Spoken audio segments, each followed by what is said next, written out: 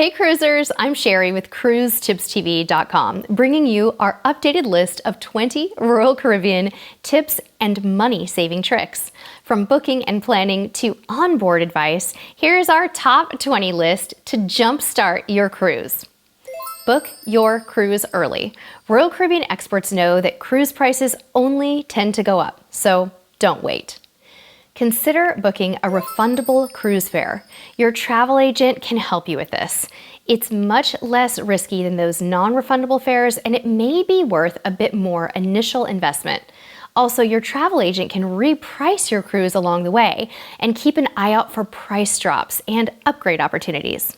When booking, you may notice that Central Park and Boardwalk View balconies are cheaper on some ships, but they still offer the escape of a balcony. Count on the Central Park area to be more chill, while the Boardwalk area will be more lively. Personally, we still prefer a good old-fashioned ocean view, but sometimes the savings on Central Park and Boardwalk balconies can trim hundreds of dollars off your cruise fare. This next tip blew us away and is one of our favorites. You ready for it? Consider booking your airfare to and from the cruise with Royal Caribbean's Air to Sea program. They guarantee the best prices and assure your arrival to the cruise ship. And our community loves that they offer 24/7 customer service. Cruisers sometimes assume air to sea will be more expensive than booking air on your own, but usually it's the opposite. Be sure to book those flights to arrive at least a day before your cruise though, even earlier if you have the vacation time. Now, if you're going to buy the drink package, definitely buy it before your cruise. You'll pay more on board and you'll probably regret your decision to wait. You can always buy the drink package in the cruise planner and get a refund and repurchase it if you see that price go down when they're having a cruise planner sale. So don't worry, just buy it, and if you change your mind, rebuy it later. You'll save money and avoid that annoying and, well, depressing bill at the end of your voyage. Another quick drink package tip. Be aware that Royal Caribbean automatically adds gratuities to drink purchases, whether it be the drink package or individual drinks that you buy on board. You can tip extra if you'd like, but be aware that 18% has already been added to your bill or your total drink package. Still on the topic of drink packages, this is a popular one. Did you know that at the time of this recording, Royal Caribbean will allow a non-drinker cruising in the same stateroom with someone purchasing the deluxe beverage package, that's the one that includes alcohol, to buy the Royal Refreshment package? This is really cool, you guys. Not very many cruise lines allow this, but if you simply give Royal Caribbean a call, they will make an exception for you if you're a non-drinker. Isn't that amazing? I love this tip. Now, next up, check out the cruise planner to see if you can bundle your drink package purchase.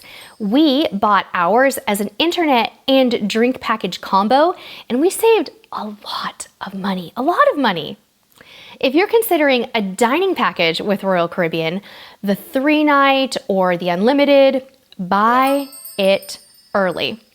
On our most recent cruise, we booked our cruise kind of at the last minute, and the 3-night package was totally sold out before we could snag it. We were so bummed, so you gotta grab those early. Really, this goes for all cruise planner purchases. Book them early, and if the price goes down, like we said before, just cancel and rebook in the cruise planner. It's easy peasy. Once you've booked your cruise, the fun starts. It's time to start planning and researching. You can search for recent Cruise Compass newsletters at royalcaribbeanblog.com. There, you'll find the schedules for entertainment so that you can plan out dining times and get an idea of what you want to do on your cruise in advance of your cruise. Next, download the Royal Caribbean app before your cruise. I know. We go on vacation to unwind, to unplug, and to separate a little bit from our screens, but these days, you're gonna need that app, which you can access using the ship's Wi-Fi at no extra charge. You're going to need it for things like checking in on embarkation day, making show reservations, starting the muster drill process, accessing your stateroom account and checking out your balance there, checking out activities on board, and lots more. Now you'll want to carefully pack an embarkation day bag for your first day as well. Since you won't have access to your checked bags and to your stateroom for a few hours on boarding day, you'll want to keep some essential items with you. Your boarding documents, your phone, your passport, and medications are a good place to start. If you're planning any outdoor fun on day one, you may also want to consider a swimsuit, maybe some sunscreen, sunglasses, a hat, things like that. But leave your beach towel at home. They have them on the ship. And make sure you keep this bag light. Just a small backpack will do. One of the first things you should do when you board the ship is to book your dining reservations. This is especially important if you booked a dining package. Now, we suggest that you head straight to one of the dining kiosks and solidify your reservations for the whole entire cruise right away. Around the same time that you do this, open up your app and book your shows and entertainment if you haven't done it already. I know sometimes you can book these in advance of your cruise now. Then it's time to tackle the e-muster. Do the e-muster early so you can get on with your cruise. Now, Royal Caribbean cruisers in the know say you might want to avoid the chaos and crowds of the Windjammer buffet on day one.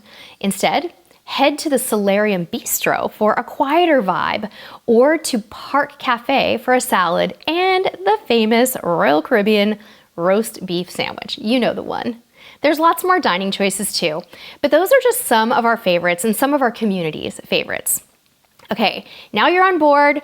The muster drill is out of the way. You've had lunch and you are ready to have some fun. How about some activity hacks? When it comes to activities, one of the best tips we hear time after time for cruising on Royal Caribbean is to maximize your first day. Some of the most popular activities on Royal Caribbean ships tend to be a lot less crowded on embarkation day. So check out the zip line, maybe check out the flow rider, the water slides, the rock climbing wall if you're up for it, and anything else that interests you on that first day. While everyone else is getting a feel for the ship and hitting the buffet, you can be crossing some adrenaline rushes off your list. Now, didn't book a dining package? I didn't either. Ask the staff if they have any night one deals or discounts. Sometimes they do. Now, the specialty dining restaurants tend to be less crowded on night one, and you'll kick off your cruise in style. Give this a try. If you like Indian food as much as I do, the Windjammer Cafe offers some excellent options throughout the course of your cruise. And you can also order Indian entrees in the MDR too. They're so good, and this is kind of like a Royal Caribbean insider secret. If you're serious about booking another Royal Caribbean cruise in the near future, stop by the next cruise desk before you leave the ship to see what kinds of offers and onboard credit they might be offering. You can actually book up to 3 cruises for yourself, your friends, and your family, and you can transfer those bookings to your travel agent once you get home. Our last tip is kind of a funny one, and this is to seek out a secret sweet treat on Royal Caribbean called the Coconut Ranger Cookies. Coconut Ranger Cookies, have you ever even heard of these? I hadn't until I asked our community for some tips, and they said they are amazing. If you can find them, leave us a comment and tell us where you located these tasty cookies. Well, thank you so much for hanging out with us today. We hope you enjoy your Royal Caribbean cruise. Be sure to subscribe before you go and tell us your favorite Royal Caribbean tips and money-saving tricks down in the comments below. Until next time, we'll see you on the high seas. Bye-bye.